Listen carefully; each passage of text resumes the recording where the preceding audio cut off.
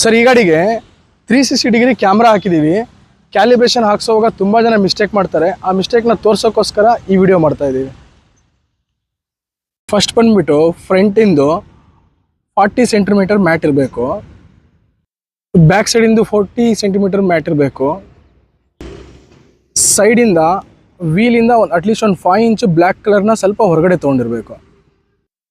ಈ mirror camera fit ಮಾಡುವಾಗ ಲೈಟಾಗಿ ಸ್ವಲ್ಪ ಈ ಕಡೆ ಬೆಂಡಿರಬೇಕು ಮತ್ತು ಕರೆಕ್ಟಾಗಿ ಎಕ್ಸಾಕ್ಟ್ ಸೆಂಟರ್ ಪ್ಲೇಸಲ್ಲಿ ಇರಬೇಕು. ಕ್ಯಾಮ್ರಾ ಕ್ಯಾಲಿಬ್ರೇಷನ್ ಆಗೋದಕ್ಕಿಂತ ಮುಂಚೆ ಈ ಥರ ಇದೆ. ಕ್ಯಾಲಿಬ್ರೇಷನ್ ಆದಮೇಲೆ ಯಾವ ಥರ ಬರುತ್ತೆ ಅಂತ ತೋರಿಸ್ತೀನಿ.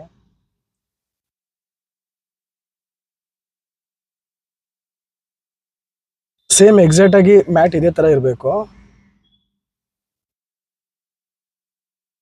Width 176, length 399.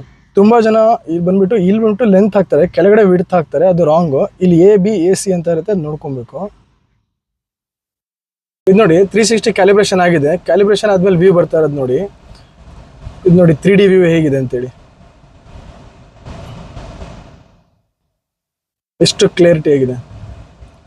ಅದಾದ್ಮೇಲೆ ಫ್ರಂಟ್ ವ್ಯೂ ಈ ಥರ ಲೈನ್ ಸಮೇತ ಬಂದ್ಬಿಡುತ್ತೆ. Back view, right side indicator, left side, ಇದು ಟೈರ್ ಹತ್ರ ಏನಿದೆ ಅದನ್ನು ಬರುತ್ತೆ. 2D ಈ ಗಾಡಿ ಈ ಥರ ಇದೆ. ಈಗ ರನ್ನಿಂಗಲ್ಲೂ ನೋಡಿ ಹೇಗೆ ಕಾಣುತ್ತೆ ಅಂತೇಳಿ.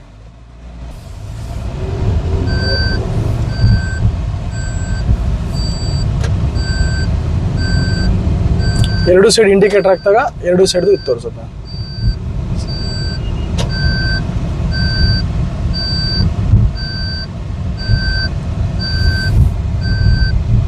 ಬಸ್